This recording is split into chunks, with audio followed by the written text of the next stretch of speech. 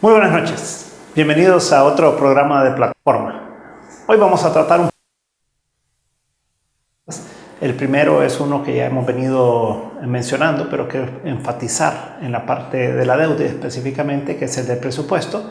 Y por el otro lado, creo que el tema de pensiones también es uno que está cobrando bastante importancia y que merece de un análisis para poder aportar algo también en ese sentido.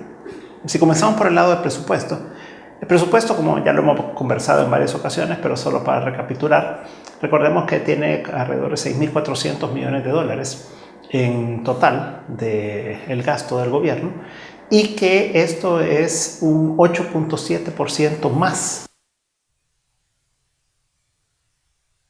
2020 crece en casi 9% con respecto a lo que fue el presupuesto del 2018. Recordemos también que ese presupuesto tenía, el de 2019, una deuda que se creó de 500 millones, que es la parte adicional, digamos así, fueron 491 millones, que iban orientados y han ido orientados a pagar el déficit operativo del gobierno. Y después había 800 millones adicionales, que esos eran para poder enfrentar una deuda que se vence ahora en diciembre y que el gobierno tiene que pagar esos 800 millones. Entonces era una deuda de 1.300 millones de dólares en total que se aprobó el año pasado, de los cuales casi 500 millones son adicionales. De esos se colocaron 1.100 millones en el mercado internacional y el Banco Interamericano de Desarrollo BID prestó 200 millones. Entonces, de esos 1.100 que se obtuvo en agosto de este año, 800 van para pagar el bono que se vence en el 2019 y que fue emitido en el gobierno de Mauricio Funes. Y lo que quedaba, la diferencia entre los 800 y los 1.100, que son 300 millones, es lo que le quedaba al gobierno para cubrir el déficit de este segundo semestre y principalmente el último trimestre del año. Dicho eso, en el 2018 lo que ocurrió fue que el gobierno pidió 350 millones de dólares para toda la parte de gasto operativo. El año actual, o sea en el 2019, pidieron casi 500 millones, pero para el próximo año, para el 2020, están pidiendo 755 millones de dólares. Eso quiere decir que esto viene subiendo, viene con un déficit cada vez mayor y eso pues se vuelve insostenible en el tiempo en la medida que esto pues continúe esa tendencia. Lo que se esperaba es que en lugar de que subiera ese déficit y esa deuda que se quiere emitir de 755 millones, que al menos se hubiera quedado constante en los 500 millones o, de haber sido posible, que se hubiera reducido. Pero lejos de eso, lo que estamos viendo es un incremento. Esto va contrario a lo que se ha venido planteando en la Ley de Responsabilidad Fiscal, lo que se ha planteado en las conversaciones con el Fondo Monetario Internacional y que el Fondo Monetario Internacional lo ha dejado bien claro en sus documentos, y es que tiene que haber un ajuste fiscal de 2 puntos del PIB entre 2020 y 2021. O sea que lo que hubiéramos esperado es que el déficit de 3.1% del PIB de este año bajara a 2.1%. Pero lejos de bajar ese 3.1% del PIB, el gobierno dice que se mantiene igual para este próximo año. Según estimaciones de otras instituciones como FUSADES, por ejemplo, dice que no, que esto, según los cálculos de ellos, con los mismos datos del presupuesto que ha planteado el gobierno, les da 3.5% del PIB. O sea, esto quiere decir que en lugar de tender hacia el 2, digamos que es lo que se hubiera pretendido, esto está subiendo por encima de 3.1% del PIB. Y eso pues lo que genera es que el ajuste va a tener que hacerse en el 2021. De lo contrario, no se va a cumplir con los objetivos que planteados en la Ley de Responsabilidad Fiscal y eso pues va a ser una violación de la ley. Por el otro lado, en la medida que hay un déficit como el que se está planteando, eso quiere decir que la deuda sube. Si la deuda sube, entonces tampoco se va a ir en la senda que se ha planteado hacia el 2030 para reducir la deuda total del país con respecto al Producto Interno Bruto, que es actualmente de un poquito más de 70%, a 60%, que es lo que se debería buscar hacia el 2030.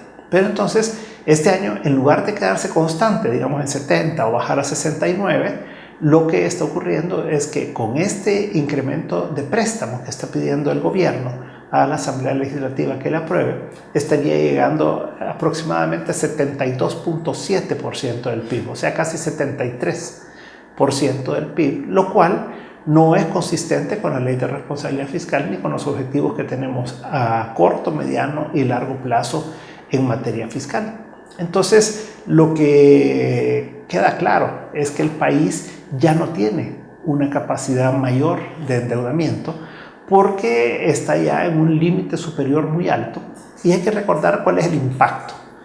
Cuando un país se endeuda, cuando un gobierno se endeuda, entonces, en la medida que esa deuda crece año con año, entonces los intereses que se tienen que pagar en el siguiente año o en los siguientes meses, pues son cada vez mayores. Por eso es que hoy el pago de deuda ronda los 1.100 millones de dólares al año. Eso incluye intereses y capital que se paga al año.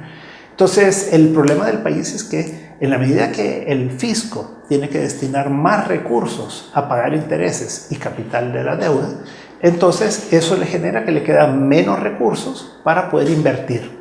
El objetivo de un gobierno debería ser el poder invertir en todas aquellas cosas que se han planteado durante el tiempo y que todos estamos de acuerdo que se deben de hacer. Por un lado, invertir en educación; por el otro lado, invertir en salud, invertir en seguridad, que son aspectos pues muy importantes, pero además invertir en infraestructura. Hay una serie de inversiones que se han planteado que son necesarias para el país para generar actividad económica, para generar crecimiento económico, para generar empleo, que son muy importantes para el desarrollo.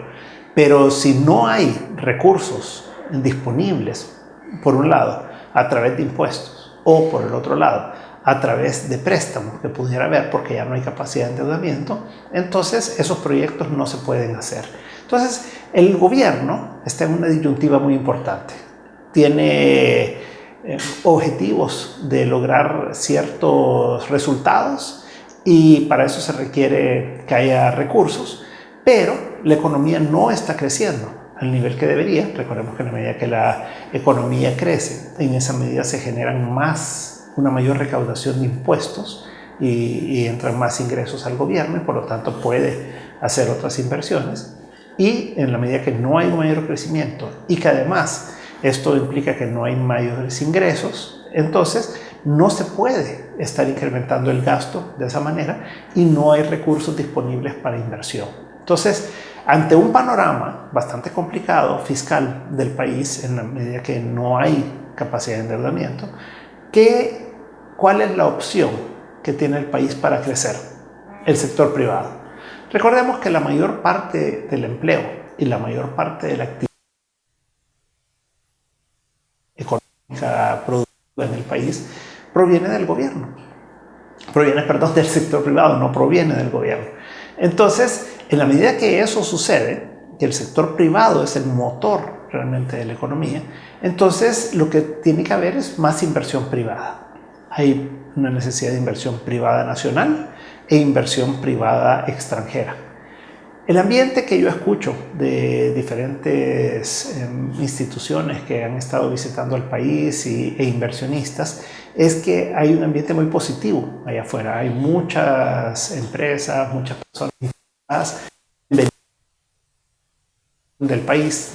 Hay un cambio que la gente está percibiendo allá afuera políticamente hablando, que les resulta atractivo, les resulta muy positivo. Recordemos que la situación en Latinoamérica no está muy positiva. Hay mucha convulsión, hay muchos conflictos en países centroamericanos como Nicaragua, por ejemplo, en países suramericanos como Venezuela, la misma Colombia, este día que ha tenido manifestaciones y enfrentamientos.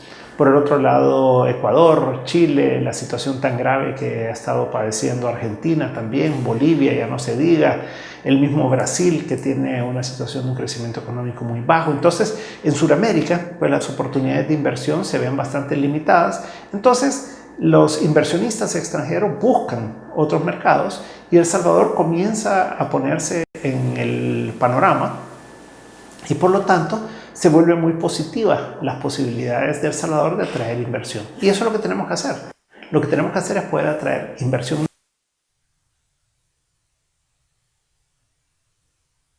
actividad, generar los empleos, generar los impuestos, generar el crecimiento económico.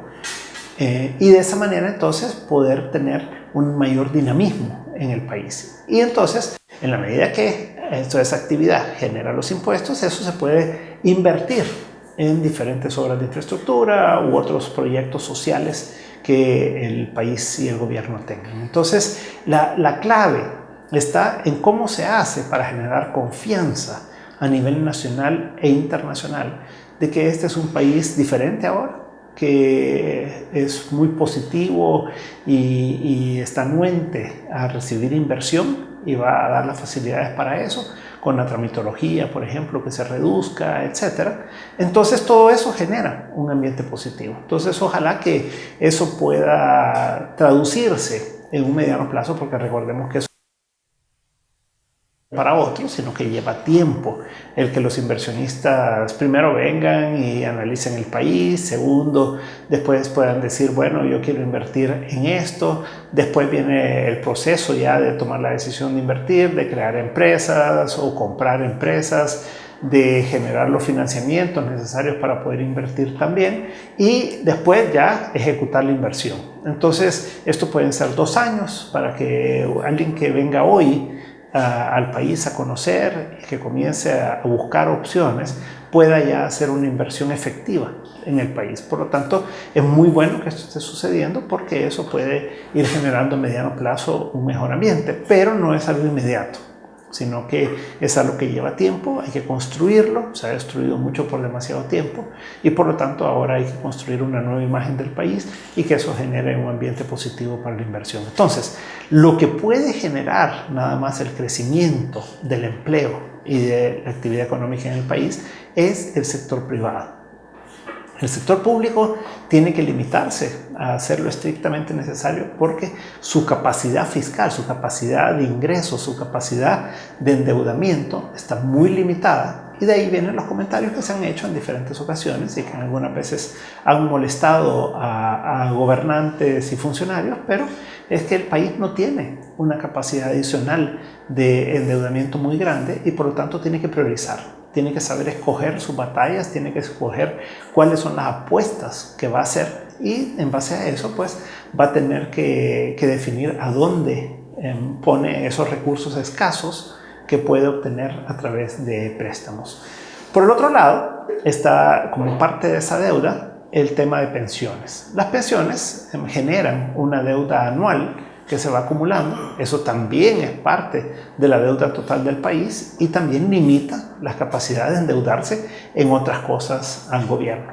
Ese incremento en deuda se da por lo que ya sabemos, y es que el sistema viejo quebró, el sistema antiguo del Seguro Social, del INPEP, del ITSFA ha quebrado y por lo tanto el sistema nuevo tiene que subsidiar a ese sistema viejo para poder pagarle a las personas que cotizaban en el INPEP, en el Seguro Social, en el ITSFA, su pensión, o sea, cotizaban, ahorraban ahí, pero no les alcanza para poder tener la pensión que tienen. Entonces, el sistema nuevo tiene que producir los resultados para poder de esa manera financiar al Seguro Social y al INPEP. Y al ITSFA se le financia a través de impuestos, o sea, es una transferencia de recursos de la tesorería del Ministerio de Hacienda a el ITSFA para poder pagar las pensiones de los militares retirados. Todo eso pues lo que nos lleva es al análisis y al comentario sobre el sistema de pensiones. Hemos escuchado diferentes opiniones en las últimas semanas y principalmente en estos últimos días de personas que hablan de qué hacer con el sistema de pensiones. Algunos creen que la solución es no más AFPs. Este es un eslogan que se está manejando a nivel de América Latina. Lo han visto ustedes muy claramente en las protestas que han habido en Chile, por ejemplo, en Ecuador y en otros países de la región, en el que se toma ese eslogan de no más AFPs, ¿verdad? Y por el otro lado, en El Salvador ya hemos escuchado eso, ya lo hemos visto en algunas protestas también de no más AFPs. Ahora, entonces veamos cuáles son las alternativas.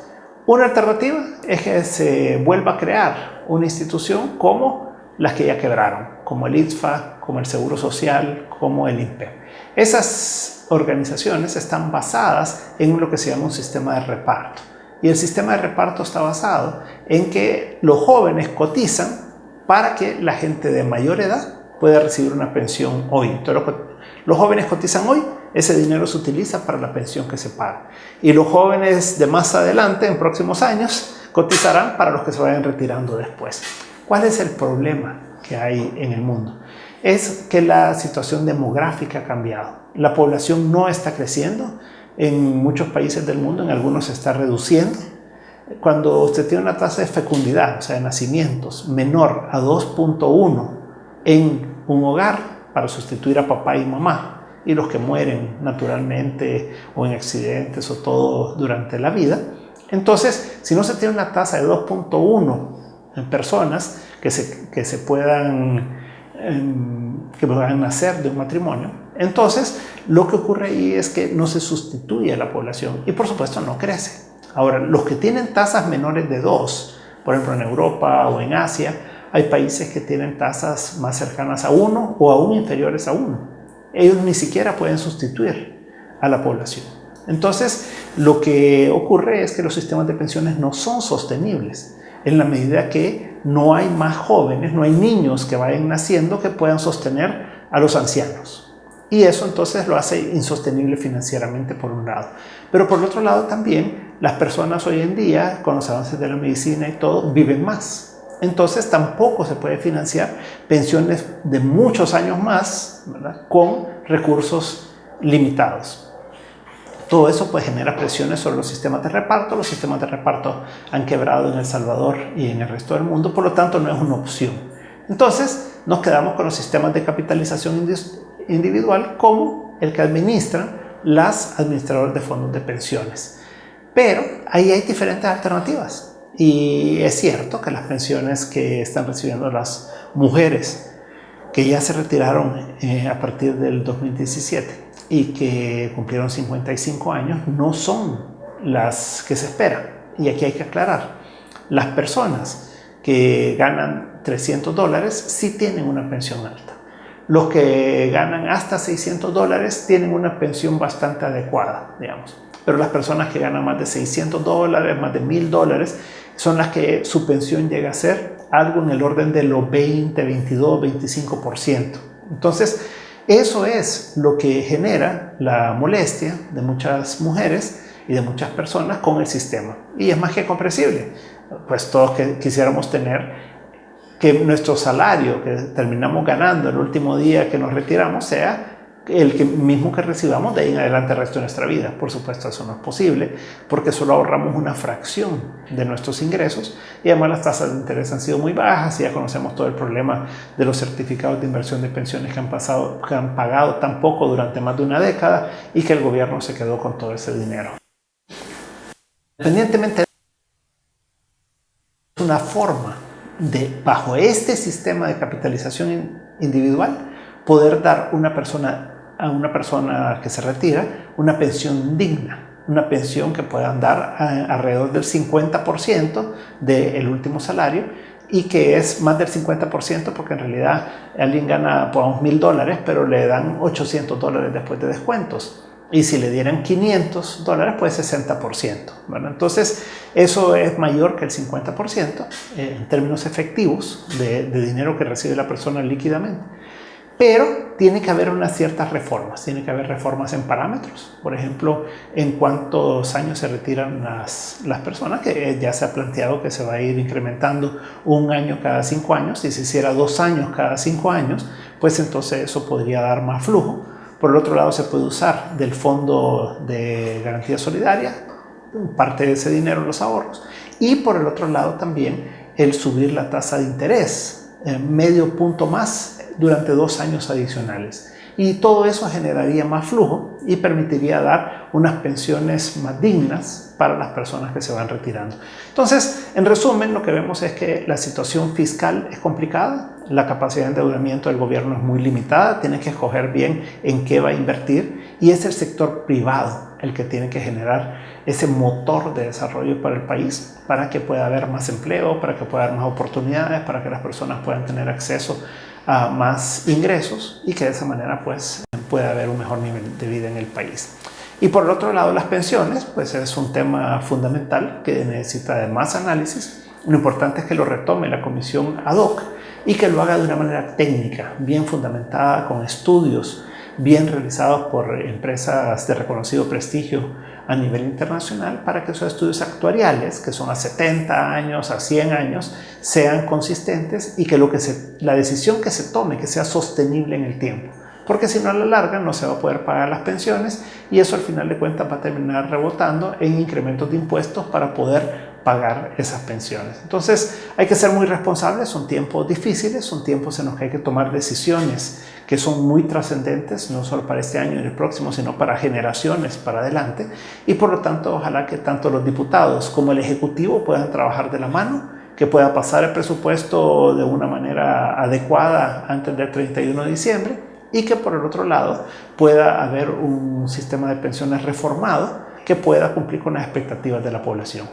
Muchas gracias por habernos acompañado esta noche y nos veremos la próxima semana si el Señor así lo permite. Muy buenas noches.